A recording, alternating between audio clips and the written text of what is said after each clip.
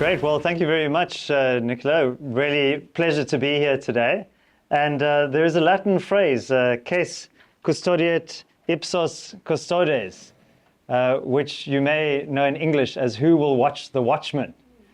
And that is a very important principle of democratic life, and one which I think a role that civil society organizations, not just the Free Market Foundation, but other think tanks, policy institutes, and other civil society formations that we'll talk about a little bit later, that essentially are premised on the fact that policy making and this idea of political life is not just something that is the exclusive preserve of the state and formal political actors like parties and legislators, but it is something that all citizens participate in. And these civil society organizations are really platforms for collective action, for people to come together around a specific set of interests or a cause to advance that cause. So when we think about democracy, we're not just simply talking about elections that happen every 5 years. Democracy is also about accountability. It's about the enforcement of rights. It is about, do you uphold principles such as the rule of law and equality before the law? And I think one of the dangers in a country like South Africa is that we simply think that democracy is about showing up every 5 years and marking an X on a ballot paper. And politics is a lot more complicated than that. So I'm with the Free Market Foundation. We are one of these think tanks.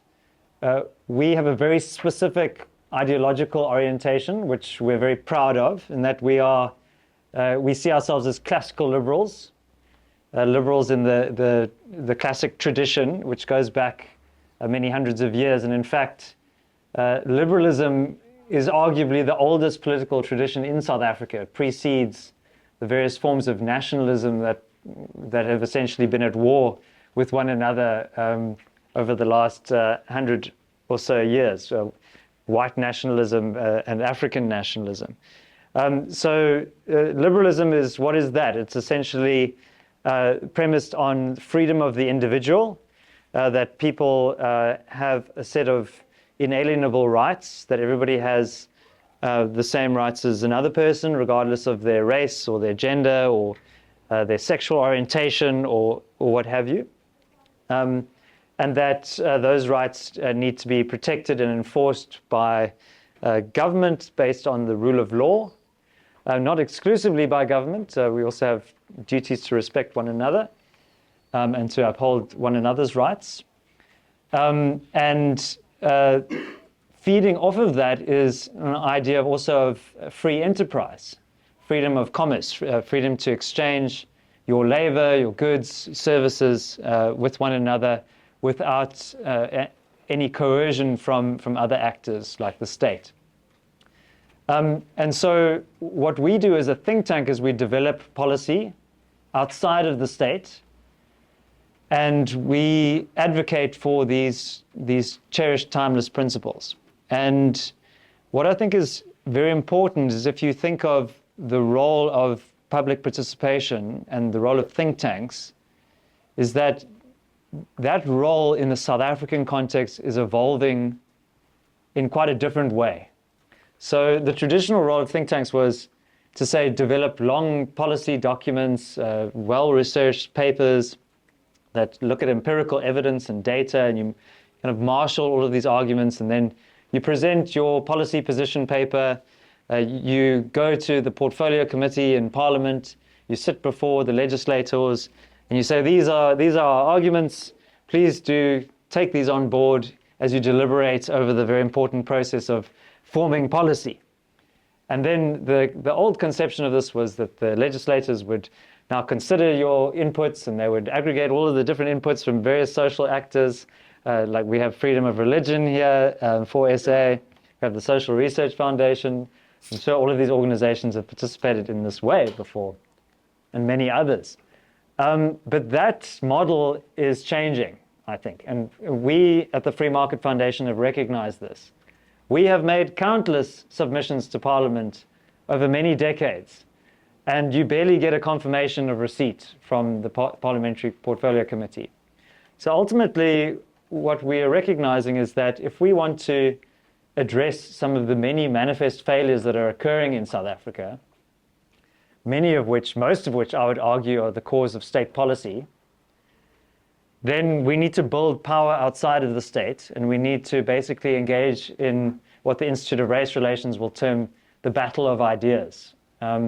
Essentially, all of the misguided and misplaced destructive policies that we see in South Africa are downstream from a very specific ideological basis, ideological orientation, which is what you would term the National Democratic Revolution, a socialist Marxist-Leninist doctrine, which sees the state as the key actor in society that must be captured and controlled, and that represents in some amorphous way the collective will of the country.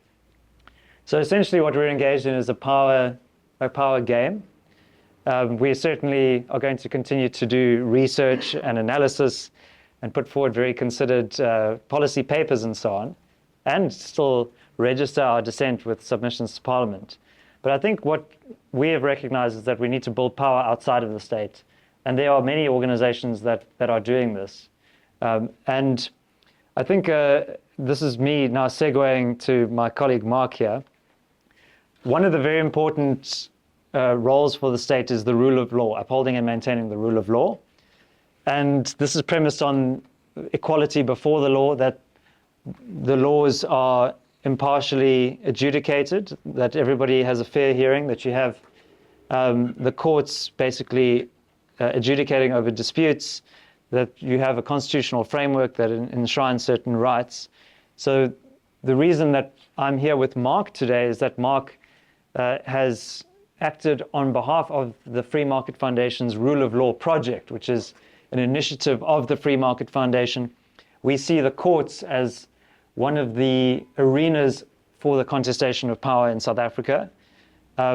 Courts are complicated. They don't sit entirely at a remove from some of the other social and political forces in our society, but they are still a very important arena of contest.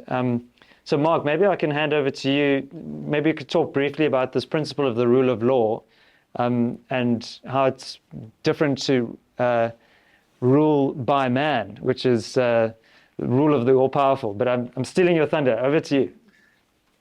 Sure. I'll tell you about a case that I did for the Rule of Law project that is probably the greatest bang for your buck that you'd ever get and possibly could get. We ran the litigation for, I think, under 100,000 Rand, and it led to billions of rands opening up for private industry. So the case was before the Constitutional Court. It was originally run by AfriSACA, which became SACA, and it attacked the preferential procurement regulations produced by the Minister of Finance. And those regulations had sort of had a history in the early 2000s. The idea was to try and undo some of the wrongs of the past, and the original regulations said those individuals that have suffered discrimination should get a preference, and it's mentioned in the Act, and the Minister had these powers to sort of have some level of redress. Over time, the Minister became emboldened to depart from merely people who suffered an actual wrong and to make it based on the grounds of race. And if you look at Section 1 of our Constitution, South Africa is a nation founded on the value of non-racialism. The idea is that we judge people on the content of their character, not the color of their skin. If you look at Section 9 of the Constitution, the Equality Clause, the idea is that everyone is equal before the law, but you can have redress for disadvantaged individuals. And the idea is that if as an individual you suffered racial discrimination, that gives you a reason to say, I need a leg up. But because you look like someone who has suffered a wrong, doesn't make you the same, especially as the passage of time moves on. And the regulations became more and more burdensome to the point where if you didn't have a certain racial makeup in your business, it was impossible for you to win a government bid. One of the examples of this in action was Solidarity. It's a Fidelity Garden Company. Fidelity Garden Company employs about 50,000 black men, and overnight their contracts were severed with the state. So if you care about, if let's say you're a race nationalist and you say, I only care about black people, you really don't want to fire all those people. But the problem was that the owners of the business, the majority of them were white. So they were told, sorry, you can't compete. It has a further knock-on effect, which is that when you're determining price in these contracts, the first thing that you do is you sort of say, well, here are the guys who came in with the best price. Let's give them points for that. And then we'll adjudicate everyone else with reference to it. And so it then plays some controlling mechanism for what the underbidders are going to put in, and means that you don't have state resources being wasted.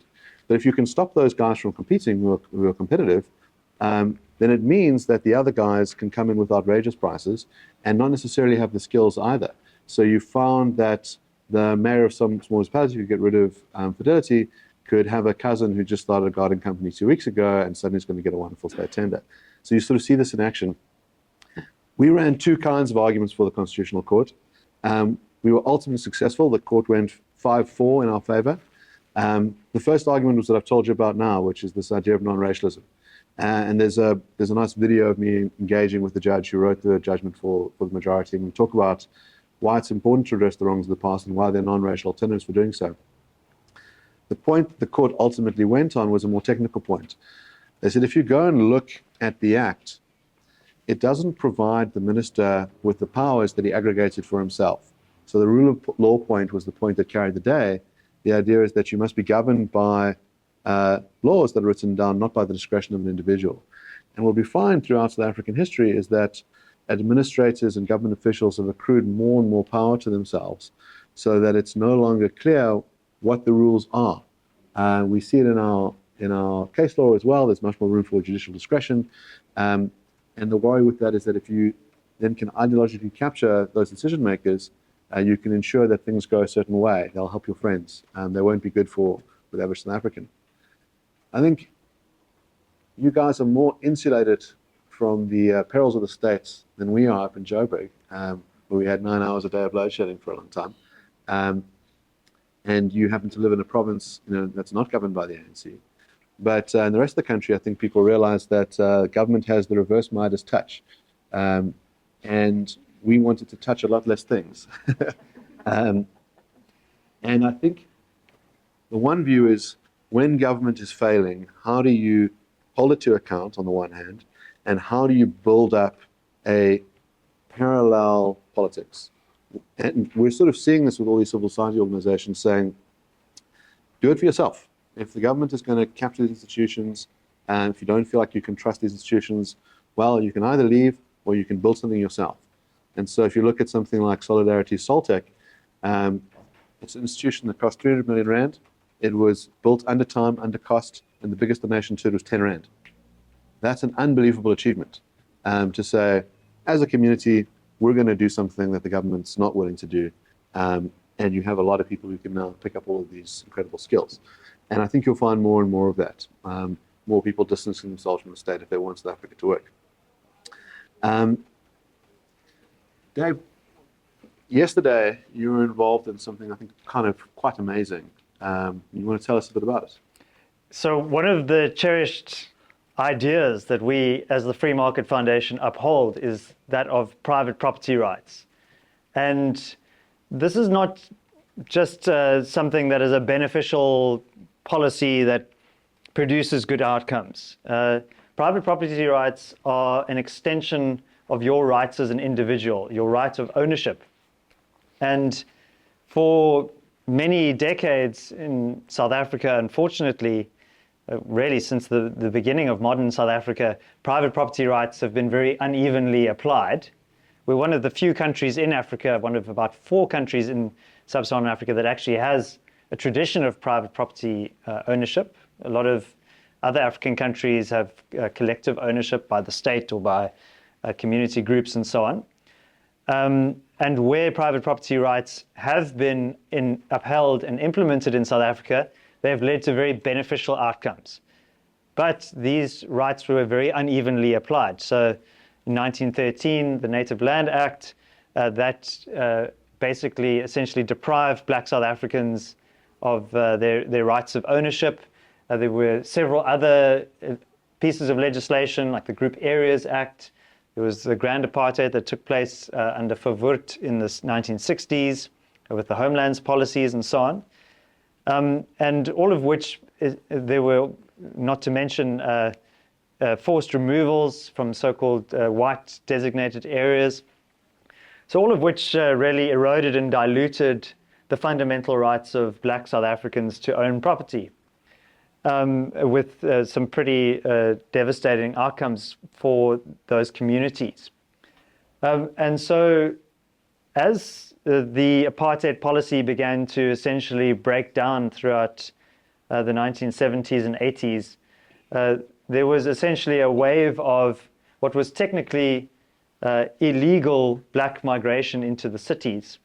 And the former CEO of the Institute of Race Relations, John Cain Berman, now late, he wrote a book called The Silent Revolution, which essentially documented this mass migration of people, basically tacitly violating the apartheid laws.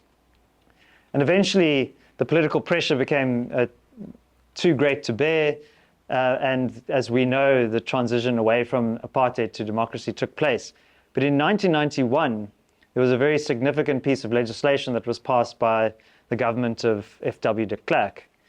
And why I illustrate this point around kind of black migration was that a lot of black people who were living in urban areas, so-called designated white areas, were there at the behest of the government. So many people were living on what was essentially council-owned property. They were tenants of the state. They weren't property owners. And they were there essentially with the permission of the government. And so when de Klerk's government passed the Upgrading of Land Tenure Act, the Ultra Act in 1991, this essentially divested the state of all of these properties, and these properties were given over to the owners of these properties. So some of these families had lived in these homes for generations. Everybody knew that that was where Mr. and Mrs. So-and-so lived and their family lived, but they didn't have any documentary evidence of their ownership status. They didn't have that very important document, the title deed, which proved that they were the rightful owners. And so as South Africa persisted through the democratic era, what we at the Free Market Foundation realized is that many people were essentially living in this kind of limbo where they were living on their home, but they didn't have title deeds. So together with a major South African bank, conveyancers, other financiers, some of them who happen to live here in Stellenbosch, where we're talking now, I'm talking about Johan Rupert, we essentially started the Kaya project, and Kaya means our home. And this was a project solely dedicated to transferring title deeds from the councils, where many of these people lived, into the rightful hands of these owners. And why did we do this? Well, there are many, many reasons. So firstly, economically, this makes a lot of sense, because if you have formal ownership status over your property, you can now leverage that property to get a loan from the bank. You can use it as collateral. So if you default on your loan, then the bank has some way of recovering its investment in you. So that can help you with economic advancement. You can now start a business that can generate more income for you. There's also this very important principle of intergenerational wealth transfer. So, for example, many of the beneficiaries of this program, some of them are in their 80s or even in their 90s. One woman was over 100 years old. And you might think, well, is this person who's 100 years old, is she going to start a business? Probably not. But when the journalists at this handover ceremony asked her, why are you so happy? Why are there tears streaming down your cheeks at this piece of paper that you've just been given? And she said, well, now I know that my children can have opportunities that I didn't have, that they will be the rightful owners of this home. And so that is, we talk a lot about empowerment in South Africa. But a lot of the empowerment that we often talk about is sort of state-led or politically led. That we have black economic empowerment. Sounds very nice, we're going to empower black people, but who ends up being empowered by that? A politically connected elite. The creamy layer at the top that happens to have preferential access to a state procurement contract, for example. Really, what we're talking about is elite empowerment in this sense. The Kaya Lam project, our tagline is transformation through ownership. And that principle of ownership is something that everybody deserves and which is worth defending and promoting and extending to people. So there are so many benefits of private ownership. It improves liquidity in property markets. It means that people are more able to trade with one another, their properties. You can exchange them. There's this idea that you invest in your property, you improve it, you make it better, you have skin in the game, right? If you're just renting from the government, you don't really have any incentive to maintain or preserve that property. So in South Africa, the government often talks about we need to give the people housing, but that is a very statist mindset that the government will provide. What the Kaya Lam project is premised on is a different mindset of people can provide for themselves if you remove impediments to their freedom. And I think that's a very different way of thinking about some of our developmental challenges in South Africa. So, and also bear in mind that this was entirely private sector funded. We had people who had expertise, like conveyancers, who helped us. So don't underestimate the power of voluntary action and private charity. I think one of the tragedies in South Africa is that we assume that if you want to help poor people, less advantaged people, that the state must be the mediator of that. They must give out the social grants. But the state is not neutral. The state is a set of very specific political interests. And as we know, and as you as political science students will know, we've had this conflation of the state and the party in South Africa. The ANC government sees itself as the custodians of the popular will of the people and sees the state as something to be captured and utilized for its own ends. And so private charity through voluntary action can produce enormously beneficial outcomes. And we are very blessed in South Africa to have a rich and diverse, not just a civil society of think tanks, but also of charitable organizations that really do a lot of the work on the ground. So Mark, I think just thinking about where we go in terms of, do we see the courts still as a ideologically kind of neutral actor? We hear this term transformation being used a lot in public discourse, but the last time I checked, there wasn't any mention of the word transformation in the Constitution. Could you talk about this kind of interplay between the legal system and other social and political forces? Sure. We were both at a News 24 conference recently called On the Record, and you had journalists speaking to politicians and speaking to engineers and thinking about all the things that are failing in South Africa. And they said, well, thank goodness we have the courts. And the courts have really played this powerful role, and, we can trust our judges. When I chat to my colleagues, they don't say that. The feeling is that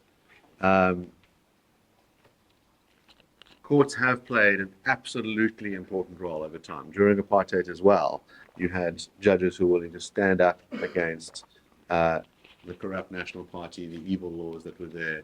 They were there to protect those that were innocent and deserving of genuine justice. And you definitely had that for a while. I think in the early days of the Constitutional Court, you had some of the brightest possible minds. I started a different podcast series called Constitutional Landmarks, where I went and interviewed some of those original judges. And so I got to speak to Albie Sachs and Johan Krickler and Yvonne Mahoro. And you get a sense of these absolute legal giants playing a role in shaping the country. And it's one of the reasons why you have this utmost respect for the courts. But what happens is that, as you say, the courts play this watchdog role against the state for a while, and they hold them to account. And at some point, the other arms fight back. And so they think it's not very convenient for us to have these independently minded judges with all these wonderful skills. So under the guise of something like transformation, we're going to ensure that people who are compliant will be there. I mean, a good example of why the state is up to something more than race-based selection is someone like Tikhan Moseneke wasn't made Chief Justice because he wasn't a member of the ANC, he was a member of the PAC, and that was held against him. During the apartheid era? Yes, yeah. All judges, of course, have to remove themselves from political party affiliation once they're appointed. But the feeling was, this guy's not one of us, and so won't be elevated. That you'll have someone like David Winterhalter, who's internationally regarded as one of the greatest jurists around, had sat on one of the big international trade bodies, litigated at the Constitutional Court before we had a final constitution, was involved in a certification case, has been involved in, just... World Trade Organization. Yes, yeah, it's level 2, yeah. And he's applied to be elevated 5 times and told no. Most recently, he sought a seat at the Supreme Court of Appeal, and they left 2 seats available instead of picking David. So you have a sense in which the state says this is someone who's independently minded, so we definitely don't want them in our appeal courts. And so that's a worry. And there's a sense in which my colleagues will come back from court thinking, I went in with a very clear case. Obviously litigation involves 2 sides. And there's a problem when both sides walk away going, what happened? But there's a sense in which it's worth soldiering on, that certain cases take a long time to win. I'm reminded by, these efforts in other countries. One of my guests that I've had on Brand Navat is Nadine Strossen, who was the head of the American Civil Liberties Union for a number of years, and sort of looks at the fight for free speech in America and how it goes up and down in waves. Some of you may have seen a film called Inherit the Wind. It's about the Scopes monkey trial. And so in the 1920s in Tennessee, they had passed a law that made it illegal to teach evolution. And the ACLU at the time thought this is a dangerous thing to suppress speech in schools. And so they asked, will any teacher volunteer to teach it so that we can run a show trial? This is the American Civil Liberties Union. Yes. Yeah. So this was in 1920, very soon after they'd formed. I think they'd formed a few years before, and formed by Quakers, so religious as well, And so a teacher volunteered and was then prosecuted for teaching evolution in schools. And they ran this trial, which got an enormous amount of attention. And ultimately, this film was made and the play is made, and the trial is redone every year in that original courtroom in Tennessee. And they lost. He was convicted of teaching evolution in schools, and it took 40 years before the law changed. So you sort of see that history of how long these fights have to last. And that was that reminder of, I think, about the cases I'm involved in, and maybe I'll touch on some of the free speech, hate speech that I do. You think a huge injustice has happened, but we must continue. And if I think about an organization like AfriForum, they had this concern about Afrikaans being eradicated from many universities, and so brought a series of cases, including one at this university, which they lost. But they ultimately won in their case for UNISA. And the key judgment there was authored by Judge Meyer. And Judge Meyer wrote her judgment in Xhosa. And she said, other languages matter. They are mentioned in our Constitution. You actually have a constitutional right to be schooled in a tertiary institution in your mother tongue. We must take that right seriously. And thought that if you eradicate Afrikaans, the other languages will be eradicated too. And UNISA, of course, is the biggest provider of education, I think, on the continent. So to keep having that fight, to go through the lower courts, the appeal courts, the constitutional court, lose time and time again, and then ultimately emerge victorious, shows you how hard those fights are and how many resources you need to have and how much kind of moral fortitude you need. So I acted recently in the Kill the Boer appeal for the Rule of Law project, and the concern that the Rule of Law had, as a project had, was, are we developing double standards in our law? are we using the same rules to determine which speech is protected and which speech is not protected? And it seems like there's this dangerous set of precedents that are emerging that cannot be reconciled. So waving the old South African flag is hate speech. Calling for an ethnic minority to be slaughtered is political speech and protected speech. It's quite hard to marry those two things together. And so to remind the court that it's important to ensure that the same rules are applied to litigants. That in particular, in the matter called Kolani, which sets out our free speech, hate speech rules, I acted for John Kolani in that matter. Some international law is imported as well. And one of the questions you have to ask when you're assessing the speech is, what's the status of the speaker? And in Kolani, they said, well, John Kolani was a journalist. He'd written an article where he said, I pray that politicians would have the balls to remove those parts of the Constitution that allow a man to marry a man and ditto a woman. And they said, that speech sends out a shockwave into township communities where you're basically indicating that black lesbians are not deserving of the same protections. And they had testimony of people who suffered corrective rape, and it showed the context in which the speech was uttered, and they said his status as a writer must be taken into account. When this was applied to Julius Malema, the line was, well, Julius is black, and black people are very poor and vulnerable. Not, this is the leader of the third biggest party, you can have a rally of 90,000 people that'll be picked up internationally where you chant for the killing of an ethnic minority, where you can storm the stage where the president is speaking with no consequence. So there's a huge danger in saying, because you look like a member of a community, we're going to treat you as the most vulnerable member of the community, instead of saying, who are you actually? There's something deeply racist about it as well. Instead of saying, this is a person who can make free choices, it's instead of saying, no, this person is a child, they can't be held accountable, we must have a different standard for them. It's that soft bigotry of low expectations. I think that as classical liberals, we both think that free speech is really important, that it's worth fighting for. And our Constitution sets parameters, very narrow parameters of when it will be prohibited. It's propaganda for war, the incitement of imminent violence, and our hate speech clause, which is advocacy of hatred on one of 4 grounds: race, gender, ethnicity, religion, and that constitutes an incitement to cause harm. And I would think that any clear-thinking person looking at that says, when you're calling for people to be killed because they're Afrikaners, recognizes that that's not protected speech in the Constitution. That matter is, of course, currently before the Supreme Court of Appeal. There is a further issue that some of you may have read in the papers, in that one of the judges on that panel, Judge Keatley, it was discovered the following day that she'd been a judge in another AfriForum matter, where she dismissed their case, one of the language cases. And when you want to appeal, you have to ask the judge who dismissed your case, can I be heard by another court? She said, another court can hear you, but I just want you to know that in any other matter in which I'm your judge, you should ask for my recusal. And then she set out why she thought she should ask for the recusal, implying that she doesn't like the AfriForum project and the work they do. And of course, did not recuse herself in this case. So a recusal application has been brought, and that'll be heard sometime next year. And I think it's important that litigants feel that you've got a fair shake of justice, that a judge ought not to recuse themselves lightly, but if there is the reasonable apprehension of bias or actual bias, then they have an obligation to do so.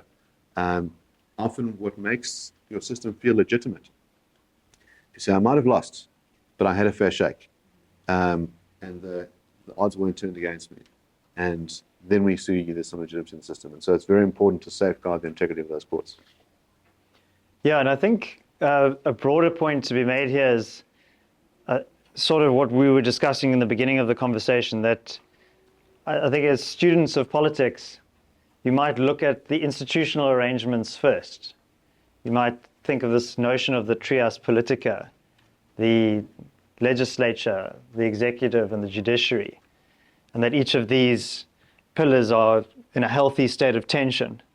But what happens when those boundaries between those various institutions of state start to be broken down and distorted?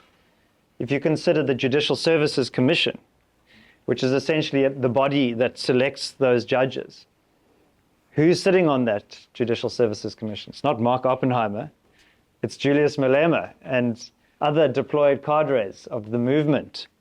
And so they have a very specific interest in not having people like Dikgang Moseneke elevated to high office, or David Unterholter. So there we have now a breakdown in that balance of power between the different organs of state.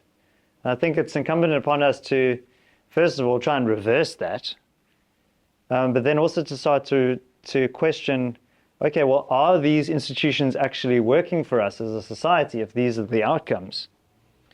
And Mark mentioned the organization Sakelige earlier today. And this is an organization which has developed this concept of state proofing, which at its core is a recognition that the state has not only failed in its core functions, but is actively hostile towards private enterprise, towards the rights of individuals, like property rights that we mentioned earlier, to principles like the rule of law. It wants to impose discretionary laws that suit its interests rather than fairly adjudicate over disputes in society. So what is an organization like Sakelige doing? Well, they are creating platforms for businesses to cooperate, to share expertise, and to effectively act collectively. They are dealing with massive security problems on the N3, where trucks are hijacked and looted on a daily basis, which erodes huge amounts of economic value. So they are setting up, with the help of security experts, private security structures to essentially end the highway banditry that is crippling those businesses. They are establishing private dispute resolution systems where people can adjudicate disputes by themselves. I mean, we already have quite an established commercial arbitration sector in South Africa because the courts don't have the capacity or, frankly, the skill to deal with complex commercial disputes. So all of these are examples of state proofing, of essentially exiting as many of the arenas in which the state affects your daily life and your individual rights and your freedoms. And you mentioned AfriForum, they're doing that with rural security. Solidarity is doing it with education and language rights. Remember, they're not just doing that. Panyaza Lesufi, the former MEC of Education in Gauteng, now the Premier of Gauteng, wants to obliterate Afrikaans as a language of instruction in Gauteng schools. So in many respects, this is a reflex, it is a reaction to the hostility of the state. And there's this idea of self-doen, which I think if you had to speak to some of these Afrikaans civil society organizations, they would say one of the big mistakes that they made was abdicating their language and cultural heritage to the state during apartheid. You knew that if you sent your child to an Afrikaans school, they would get taught in Afrikaans, and there would be the Afrikaans arts associations and everything. All of this was supported by the state. But what happens when you lose control of the state? Then those instruments get weaponized and turned against you. So now I think there's a lot to be learned from Afrikaans communities, and I think more communities in South Africa should be doing it on their own, regardless of their race or their, because frankly, the government's not coming to save you. You have to do it yourself. You have to embrace individual agency and solve some of the problems around you. And that is not easy, but if you care about preserving value, about upholding your rights as a citizen in this country, then we need more people to be doing the hard work of building. I mean, I think a very good example, I was just in a podcast conversation with Gabriel over here, and we were talking about gift of the givers, right? Essentially what they're doing is providing disaster relief services, which you would think traditionally was the preserve of the state, right? But what happened when the floods struck KwaZulu-Natal in 2022, in April? The government set up a solidarity fund. Nobody contributed to the solidarity fund because they all knew that the corrupt cadres were going to have their fingers in the pie. And Gift of the Givers and other organizations like SASA, Search and Rescue South Africa, again, all private voluntary organizations, they came in and solved these problems. And Gift of the Givers is a world-class rescue and disaster relief operation. They go to other countries. They go to Syria and Turkey and so whenever there's an earthquake or a war or something, to provide humanitarian assistance. And people see that work, and they're supported financially and through goodwill and through other means, and that attracts people. So you need to be the change you want to see in the world, as Mahatma Gandhi said. Mark, I'm conscious of our time. We have another half an hour or so, but do you think that we should open up for questions? Yeah, I think that's an excellent idea. Okay, so I'm going to open up for questions, and I'm going to ask Mul, if you don't mind, just taking this around. So who's got some hands? Yes. Okay, let's start with the front two, and then Cole at the back. Okay, let's start here. Do you want to take a batch of questions first, or three questions? Okay, let's do the first three, 1, 2, and 3.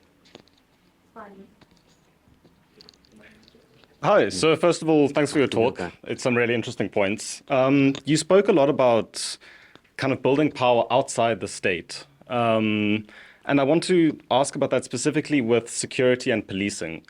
In many ways, we have a very dysfunctional police force and a very large private sector security organization. But on the other hand, we already have issues of community justice with necklacing in communities where the police has been insufficient for keeping them secure. I essentially want to ask if you think that the future of security in this company lies with more private sector involvement and the empowering of private sector, or if you think that we need to continue to pressure the state and the police as it exists and try to make it as effective of an organization as possible. Oh, hi, I'm Raleen Peerman from the Political Science Department in the honors cohort. I don't know how extensively I should introduce myself. In Pretoria, it was a dark and stormy night. So I would like to ask a question. I know this is maybe something that both of you have been asked a lot and maybe have spoken about concerning this, like almost concentration of ideologies within government. I know there is some fracturing within government with ideologies, and I know there's like this NDR is a really strong ideology, but then there's a lot of opposition within the government, a lot of infighting. But do you think that the possibility of coalition governance and this like new question that's been brought to the fore, do you think that this might help diluting these like strong ideologies and kind of helping with this idea of battle of thoughts and opposing ideologies? Yeah, that's my question. Good day, I'm Cole Jackson. I'm from the Political Science Department. One of the first things I think I wanted to raise was with regards to private property and utilizing it for security and security purposes and so forth. In Hornby et al.'s book, Securing Land Tenure in Urban and Rural South Africa, they actually found that poor people are less likely to take this type of risk with their property. And I think when it comes to the tradition of property within South Africa, I think we are thinking a lot about around the European or Western way of dealing with courts, but we are not acknowledging the traditional ways in which the social tenure has taken place, and how do we incorporate social tenure within our procedure, within our process regarding land tenure. So can you clarify, what is social tenure? Social tenure, in Hornby et al.'s book, they basically speak of social tenure as the traditions around how property is traditionally with culturally or within that sort of group in society, how land is perceived to be distributed and how land is given over to one another with basically like a social contract, not necessarily a title deed and so forth. Communal. Yeah, communal. Yeah. Communal. So let me address your last question first. You could take the view that in a pluralist society, you want to be able to recognize a number of different ways in which people engage. John Stuart Mill has this view that you should be free to swing your fist to the edge of someone's nose and no further. So you're asking, is it harming anyone if you allow the practice? And so you can take the view, for example, that your marriage practices in different communities could be quite different. And as long as everyone is consenting to those practices, that state recognition might be useful. Now, with regards to communal land ownership, there is a concern that you can have a model where you have one person who is the owner and that the others are given, let's say, a temporary right to occupy that land. And the temporary nature of it is what's dangerous. In other words, if you do something we don't like, some of you may not know this, but African customary law runs as a parallel system to our common law system. One of the offenses in African customary law is to be a witch. So if you are found liable to have committed an act of witchcraft, one of the penalties for that is exile. So here's the concern. You have someone in the community who has these occupational rights, and the community says, "Woof, what a beautiful piece of land that is. Why don't we just say that she was dancing around the campfire and singing bad songs, and we can call her a witch and we can have her exiled, and then we can take the land." She says, "I got a title deed." Fuck off. That matters. And I think in a way what the Fremont Foundation's Title Deed Project does is to say to people who have a social recognition, everybody sort of in the community says, yeah, you've been staying there, that's okay. The power of being able to go to court and say it's mine, and I can sell it and I can give it to my kids is enormously powerful. So to the extent that a community really can have an alternative practice that works, then you might want to accommodate it. But if that person says, well, I'd love to change and have a private piece of property, then you want to take that seriously. Yeah, and particularly for women in traditional communities, I think it's very important because, often what happens is maybe somebody would be married and then their husband passes away, and now she's left in the family home, and then extended family members now want to lay claim to that home. But if you have some kind of legal mechanism, some recourse to say, no, well, my husband in his estate bestowed this property to me, then you have a mechanism to protect the vulnerable. It's not just protecting wealthy people. It's, similarly, if you live in a rural area and now you want to go to the city to seek work, you might be away for 6 months at a time. Now you return home for the Christmas holidays and somebody else has moved into your house. How do you extricate them from that? How do you enforce your ownership? So I think the key distinction that I would say is there coercion in this relationship?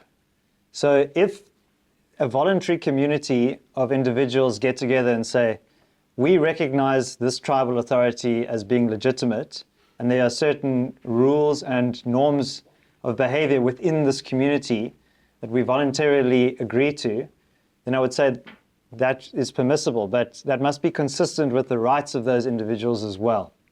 So I don't have a very clear answer on this. I think there is a tension there. And I think it kind of feeds into your point, sir, so I didn't get your name. Sam's question, which was, do we potentially open ourselves up to vigilantism and warlordism, which frankly I don't think it's not some kind of remote scenario. We are actually seeing this with some of the criminal cartels in the construction industry and in the mining industry, for example, which are just using force. Another good example of why you need strong legal protections backed up by coercive power. And I think that is a risk. But what I would say is the challenge there with the security situation is that currently what we have is a power vacuum. And nature abhors a vacuum. Something will rush in to fill that void that has been left by the collapsing state. And we have a choice there. It can either be criminal elements, very organized criminal syndicates, or it can be an orderly alternative to what has existed before. Voluntary associations, groups of like-minded people coming together to solve problems. And if you consider what happened in July 2021 in KwaZulu-Natal and Gauteng, it was a very vivid and extreme example of what is happening in South Africa more broadly. That how long did it take the state to send its police services to those rioted areas? 3 days. By that stage, the riots had basically lost most of their momentum. And as destructive as those riots were, and there was lamentable loss of life there, most of that loss of life was through accidents, people being stuck in a burning building or falling off a bridge or being hit by a moving car. What maintained order as a kind of a last resort was community policing forums, community security watchdog groups, private security companies, all of those watchdogs that came in to as a last defense against the chaos. And that is an extreme example of what we're dealing with in South Africa, that we have a choice. We can either yield to the chaos or we can create alternative order. But just kind of sitting on our hands and hoping that the government will one day reform itself is not a very good strategy. So that brings me to your question, ma'am. I've forgotten your name again. Ruli. So Ruli's question was around political party politics and coalition politics in the future. We as the Free Market Foundation are very excited about that. I think Mark mentioned this term pluralism. I think we have a vibrant, it's a bit of a cliche, a vibrant democracy. But we live in a plural society, and there are different political interests at play, and I think that's something to be welcomed. That I think post-1994, a lot of the political contestation in South Africa happened within the tripartite alliance. If you think of the so-called reformers of Trevor Manuel and Thabo Mbeki and so on, versus some of the kind of state capture people, all of that happened within the arena of the tripartite alliance, trade unions and so on. But now what we're seeing is a fragmentation of politics, which I actually think is very healthy. It's a bit chaotic. And so we welcome, for example, the multi-party coalition, the so-called Moonshot Pact. But it's called a Moonshot Pact for a reason. It's a bit of a long shot. If you look at the electoral arithmetic, it's not altogether clear that they will win. And they have a lot of differences between them. So I think the future of party politics in South Africa is going to look very similar to what we're seeing in Tshwane at the moment. If coalition manages to cobble together enough seats to take control of the administration, what are you then left with? You're left with a institutional framework which has been white-anted away by deployed cadres.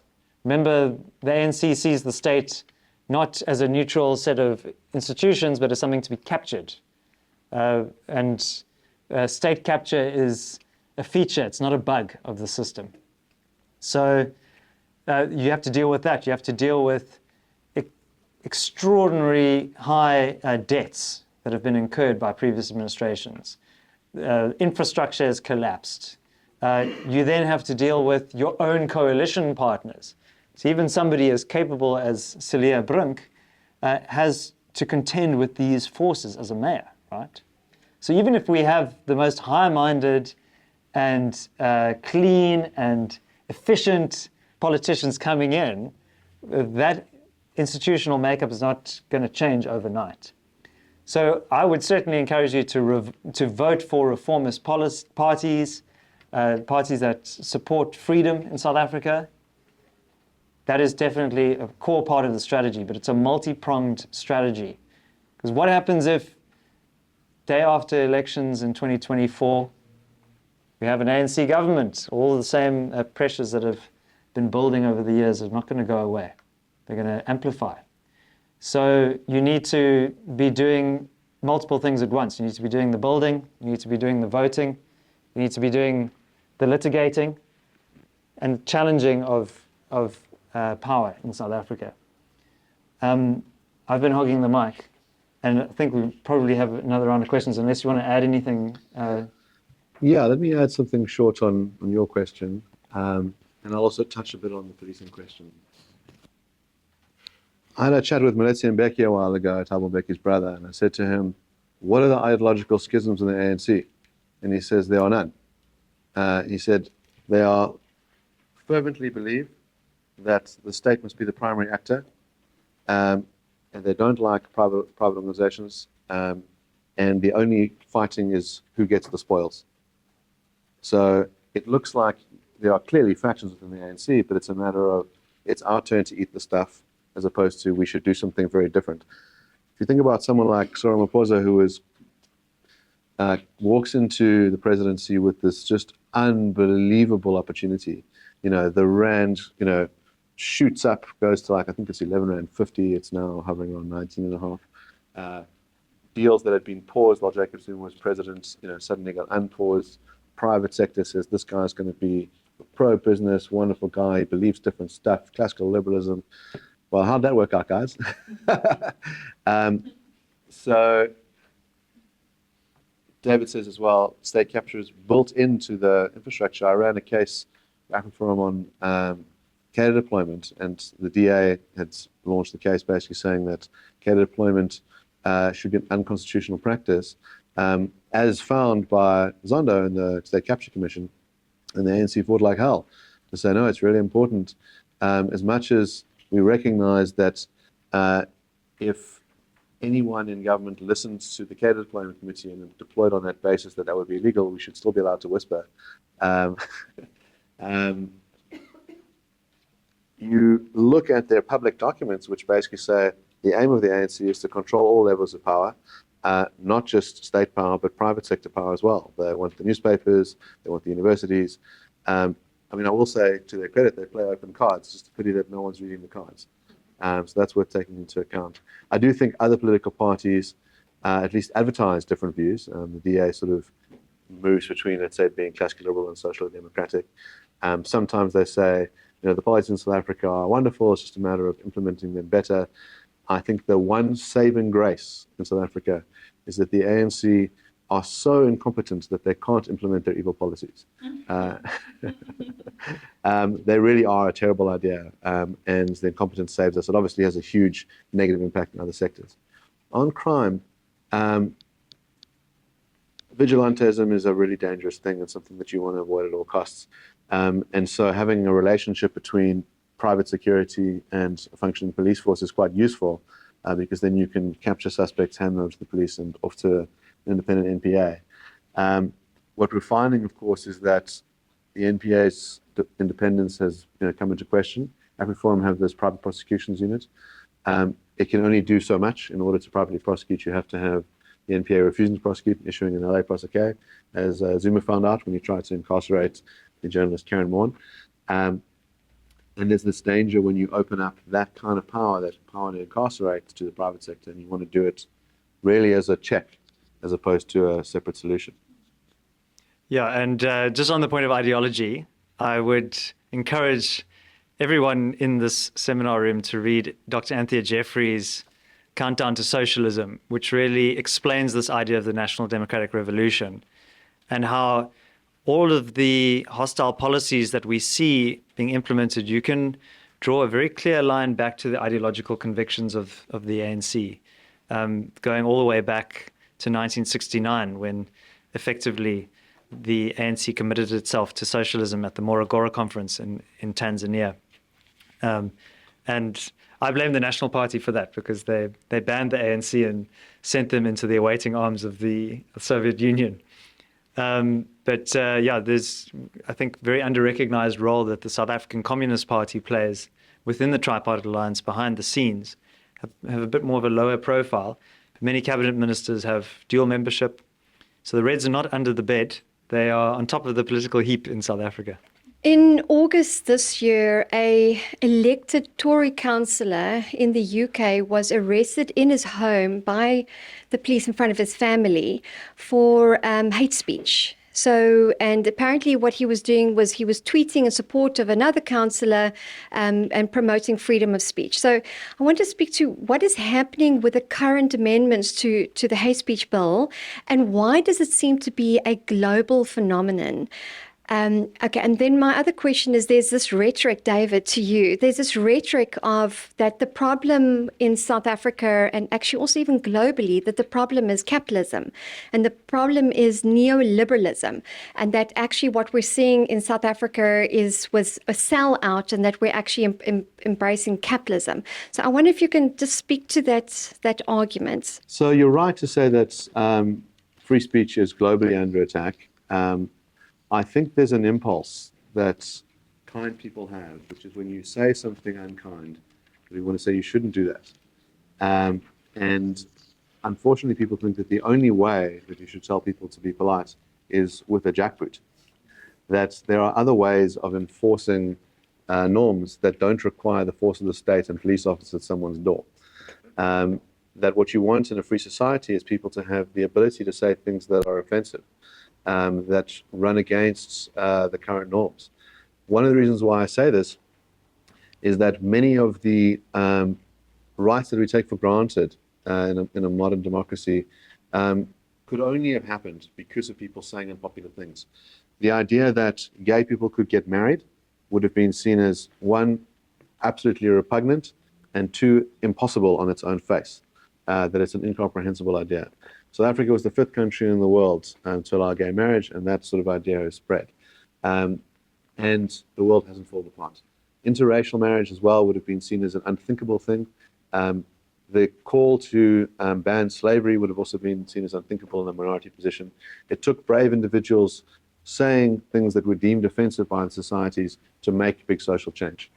Now, not everything that's offensive is going to be a good idea, but it's incumbent on people to then debate it, to point out why it's a bad idea. And if you suppress ideas, as the Nats tried to suppress the ANC, it comes back and bites you very hard. You also don't get the information about the idea. So, for example, in South Africa, it is not illegal to wave a swastika, but it's almost never seen. So my grandparents escaped Nazi Germany. I think if you wave a swastika around under most circumstances, you're doing something really sinister.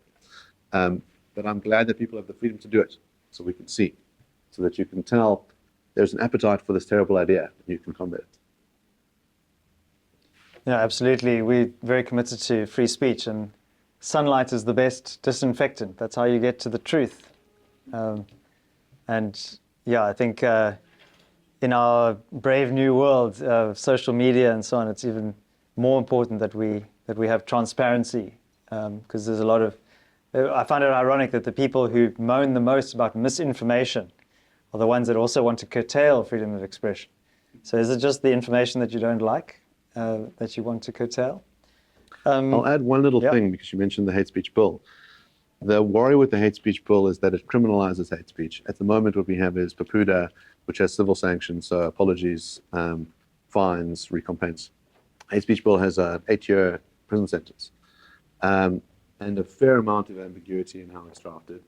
I think a lot of people wouldn't know in advance whether they would be committing acts of hate speech. As I mentioned, the way that our civil law is developing is that it's very hard to draw a golden thread. And the worry is that basically it'll be used as a bludgeon by one ideological faction against another to silence them, to incarcerate them. And that's a very dangerous thing. There's also a sense in which the way our hate speech law looks now is that it deviates from the constitutional norms, in that speech which propagates hatred and is harmful is prohibited speech, whereas that's not what the Constitution talks about. It talks about incitement to harm. In other words, calling on people to perform a harm against others. And the Constitutional Court said, well, we can limit the free speech rights in this way because the sanctions are apologies.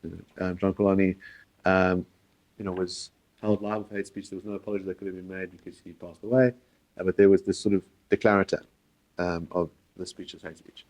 But if the penalty is, you're going to get 8 years in jail, and by the way, that's analogous to a penalty that people get for like couple homicide, for killing someone. That's a very dangerous thing. And 4SA has played an immensely important role in fighting this, by the way. I think one of the interesting ways of undercutting racial tensions and ideological tensions is that people in different groups can share the same faith and can say, as Christians or Muslims or Jews, we think it's important that we're able to read from our texts and proselytize our ideas. And if we're going to wind up in jail, that's a really bad thing. And so they might be sympathetic to some of the stuff, but they recognize that their freedom matters as well. And so that's a good way of building a coalition across a different kind of line. I'm very glad that I'm at a political science department, because I've been wondering, what does neoliberalism actually mean? Nobody can really give me a clear definition. Maybe one of you will be able to. But I think, it's just a byword for kind of an antipathy towards capitalism. And capitalism, unfairly, I think, is associated with a kind of like greedy big businesses that just want to exploit people. But capitalism really, in my view, is fundamentally about freedom. It's about free enterprise. Are you able to trade, to offer your labor in a way that is unimpeded? And the Free Market Foundation has a very important partnership with the Fraser Institute in Canada, which is a think tank, quite globally renowned think tank. And every year, the Fraser Institute releases the Economic Freedom of the World report. And that report indexes countries based on their freedom score. Essentially, it's a composite index. They draw on lots of different economic and social indicators. They look at the rule of law, which we've spoken about, the size of government, the regulatory burden on businesses, your freedom to trade, sound money. Does the government interfere in the monetary supply? And they develop a score. And there are 165 countries that are ranked in this index. And does anybody want to guess where South Africa ranks out of 165 countries in the latest report? How free is South Africa compared to the rest of the world? Any? We're number one. We're number one. No. I hate to break it to you, Mark, but unfortunately we are not number one. That spot goes to Singapore, I think. But we are number 94. So we're in the third quartile. And the even more depressing thing is that in the year 2000, we were number 47. And that period coincided with great advances in the prosperity and the living conditions of ordinary South Africans, actually. In the early to mid 1990s, South Africa liberalized. We allowed the Reserve Bank to be completely independent. We liberalized our trade policy, so we became much more open to trading products and goods and services from around the world. And there was a huge dividend to that. Government expenditure was actually quite low in comparison, and we had a fiscal surplus. So the government, we all know how the government loves collecting taxes. They had a fiscal surplus, so they were collecting more than they were spending. And government's sovereign debt was quite low. It was about 26% then as a proportion of GDP. Today, it's heading towards 73% in the medium-term budget. So that enabled the government to finance its very extensive social programs, all of these things. That was ultimately driven by free enterprise, by value-creating organizations. There was a global commodities boom that was very helpful. And I think something very, very important to realize is that freedom, free markets actually benefits the poor the most. It's a bit of a counterintuitive thing. But if you had to study this Economic Freedom of the World report, and you had to divide all of these 165 countries into quartiles, and you had to look at the bottom quartile, the fourth quartile, and you had to look at the bottom 10% of the fourth quartile. So these are really the most disadvantaged people in the world. What is their GDP per capita? Anybody want to have a guess? $1,736 per person, okay? You contrast that with the poorest people, the poorest 10% of the upper group, the first quartile of nations, the freest nations, the Switzerlands, the Canadas, the New Zealands, and so on. They earn $14,000 per person. So what is the takeaway from that? You, as a poor person in a free country, are going to earn 8 times more than a poor person in an unfree country. So if you're in Venezuela or Argentina or Cuba or North Korea, and you're a poor person there, you're pretty stuffed. And so freedom is a rising tide that lifts all boats. And so that's why, as a developing country, if we care about the future prosperity of this country, we need more freedom, not less.